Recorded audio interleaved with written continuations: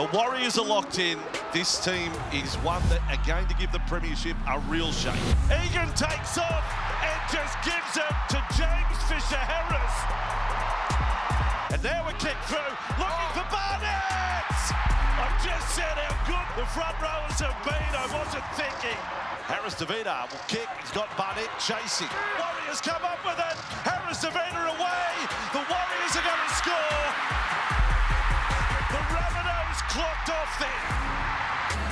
Tuapiki kept it alive. It's a run to the corner. He always gets one. Card Pereira in front of the Waz Army. They're going to get a field goal. Hanson kicks it. Yes, what's up? There's a bit of Eno.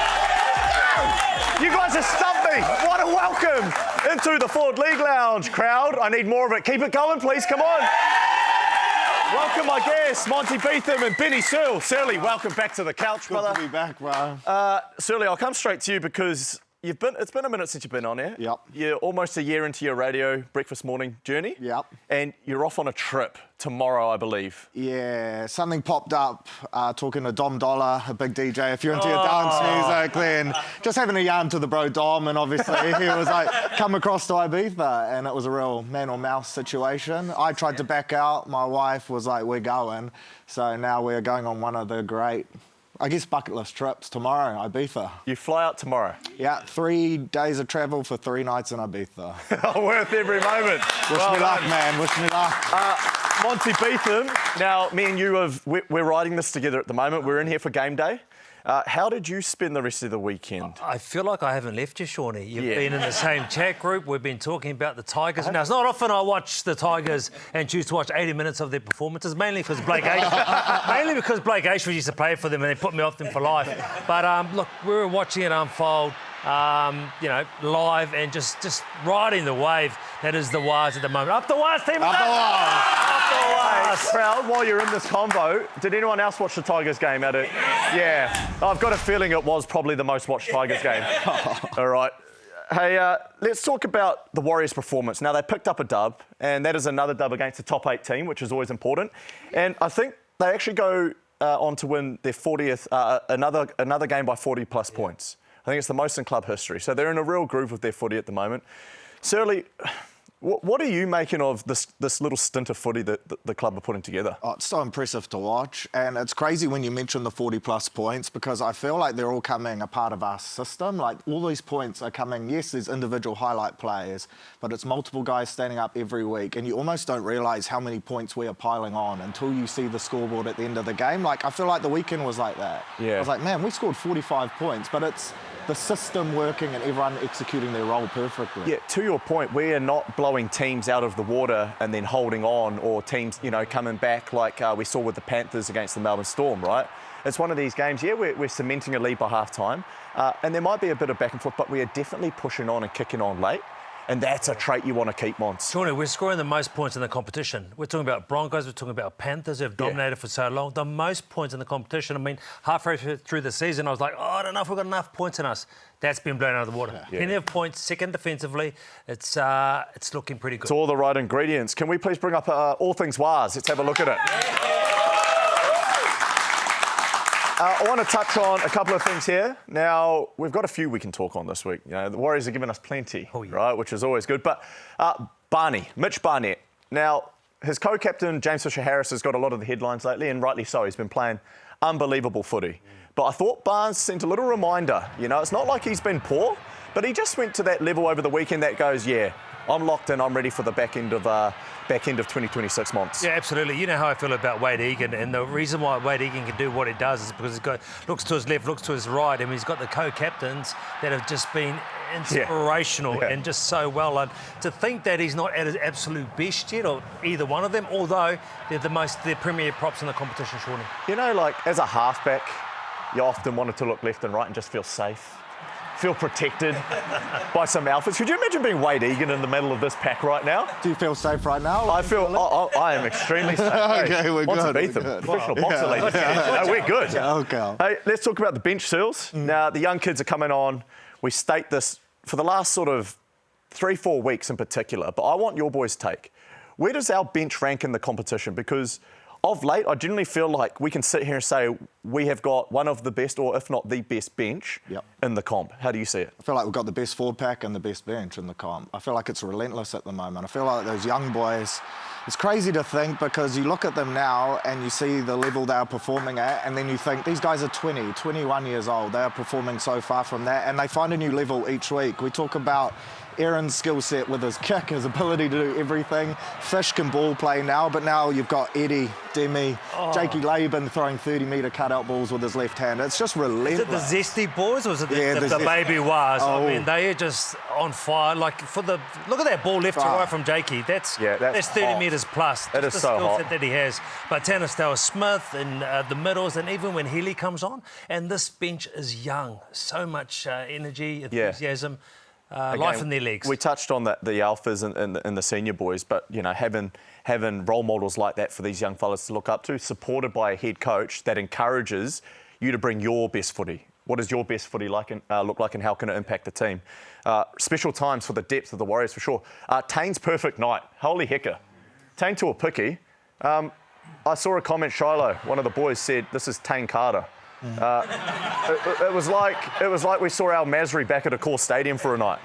It was special to watch. How good is it? Because we can laugh, we can joke, and I'm all for that. But really, the reality is, if your side's going up in sixes and you're in a battle, you're in a contest, that carries weight. Carries weight on many forms. Now, I've been on both sides of it where you can apply the pressure through going up in sixes and make the opposition feel a certain way. But then on the other side of that, you're chasing a game, okay? And that side's going up in sixes and you might be going up in fours. The impact that can have on yourself, but also your teammates. So to see Tane rip out a night like that, long may it live, because goal kicking is going to become so much more crucial heading into the back end of this season. Lecker. We're going to call Lecker the plug this week, because this bloke is proving his versatility. Obviously, back rower playing in the centres, left side of centre being moved to the right. Now, a lot of heat's been made of our edge defence, especially our right edge defence, and especially once Dallin went down. But I want it noted that this edge was defending the best attacking edge in the competition, Surly. Yeah, 57 of their 111 tries the Bunnies have scored this year have come down that left edge. They are not only a great attacking edge, they are the best left attacking edge in the competition. And I think when you put it into perspective, that's important to give, right? Yeah. 100% it is, because you've also got an individual there in Cody Walker who, all week is your indicator and what you're trying to preview and solve, but he can still do things on the field that you maybe not have seen or might feel a little bit different to what you looked. But I think Webby's confidence in moving Lecker across there, that says a lot about the belief that he has in this kid. And he did a job, right? He did stem the blow. He did stem the blow flow there, and he aimed up in a position that he is still learning and doing it on the opposite side of the field. So special effort from Lecker Halasima. All right, keep the applause going, because it is time for a break. On the other side, we've got CRC Quality Moment. See you shortly.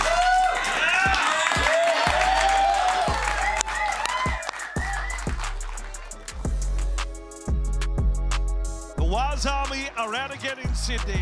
These are good times for the Warriors. This team is one that are going to give the premiership a real shake. Harris Tavita, left foot kick. Here comes Lecker Halasima!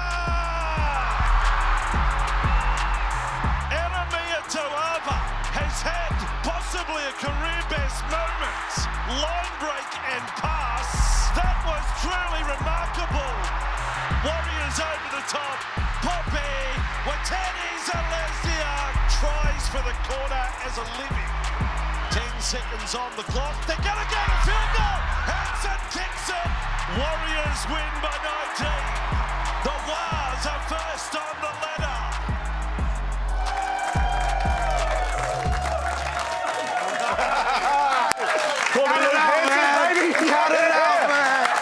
Welcome back. It's time for the CRC Quality Moment.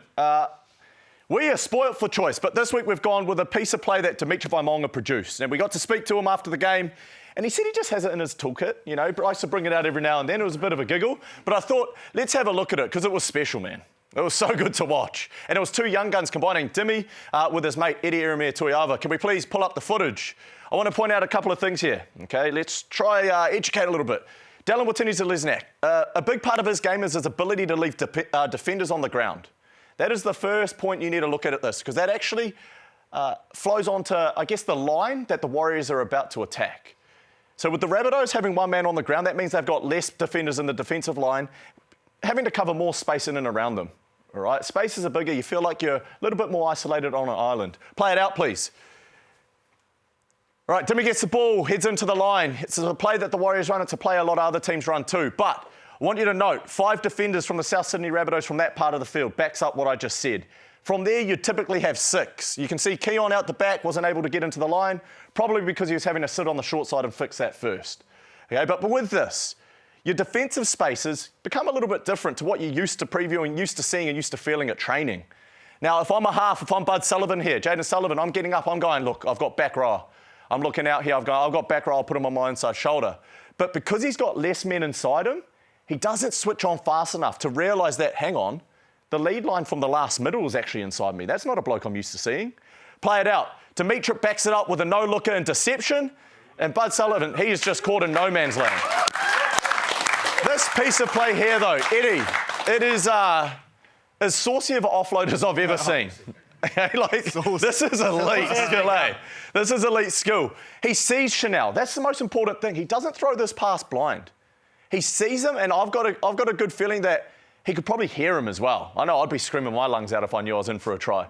Play it out. Eddie sees him one way, realises he can't get him the ball that way, waits till he can see him as he comes around the corner, and Chanel, like every good halfback, is in support. Montz, as we watch this footage, look at this, front on. He's literally looking at like a bloke in row 6 in the southern stand there. But you've seen some 13s ball play in your time. Where does this piece of play, leading into this offload from the young guns, rank for you? Look, when you look at someone like Demi and the big man that he is, the ability when he talks about his toolkit, you know, finesse and deception is not something you use because that's at its absolute best. That's something like Wade Egan would produce, and yet he's got so much time with the ball. So that's first class, Shaun. Yeah, look, plenty of massive moments, right? Another big one for me is Dallin Watene-Zelezniak's try. Okay, now, I've spoken about it on socials, but we've got to give this guy a rap.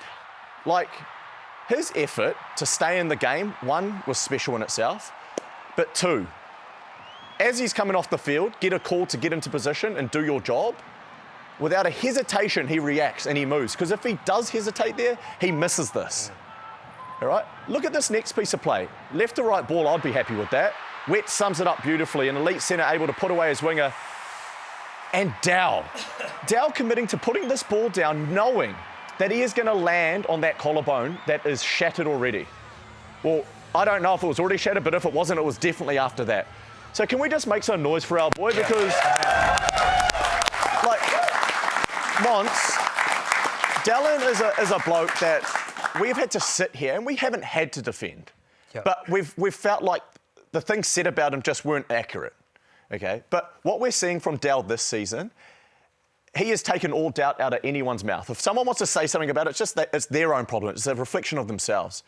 Where do you see Dal and what he's been able to produce this season for the club? I think what everyone's going to understand is everyone's talking about our middles and how good the middles are. But that's off the back of the carries that he does. And he just, you know, no thought of self-preservation. He just carries hard, carries strong. Yes, he's a great finisher as well. But he's that guy you want in and around the game. This stat that we're looking at here... Oh, wait. Oh, it got me. Yeah, OK, well done. Oh. Currently tied with SJ. Let's talk... Can we move on? Let's talk about Webby. Can we talk about Webby's re-signing? Hey, what do we reckon about Webby's re-signing? Montz? Yeah. I made the statement pre-game, and I still back it up. And I think we saw in the weekend again. This is the biggest signing in club history.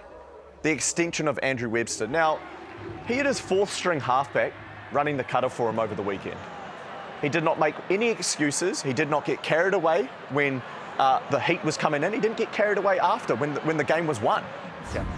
These are the attributes into why he's so well respected and why the boys are going so well. You've experienced some coaches in your time, some coaches that Absolutely. actually lead you to some high places. Where does this sit? Look, I've seen him since 23. I've been watching from afar, and at moments in there, some of the old boys that come in and be amongst the sessions just can't believe how well he communicates and how well he just coaches and just keeps you calm. And like I've said many a time, he's like that favourite coach that or favourite uncle that challenges you in the best way and just gives you that confidence, Silly, because I know you that's what you want.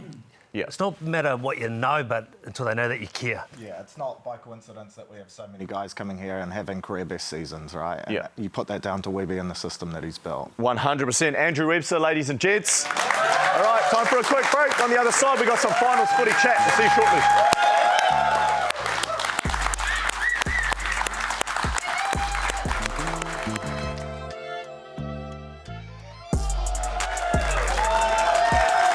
Yes, welcome back into the Ford League Lounge. We are having an absolute party in here. Vibes are high. While the vibes are high, I do want to give a shout out to our mate, a good competitor of mine, someone I saw eye to eye with a large part of my career, and that is Adam Reynolds. Reno, congratulations on your career. We saw today you've made the announcement to call it quits, but multiple premierships, couple of proud clubs represented, and the way you've done it, the way you've carried yourself has been so special to watch and also compete against. So all the best in retirement, brother. Adam Reynolds, ladies and gents.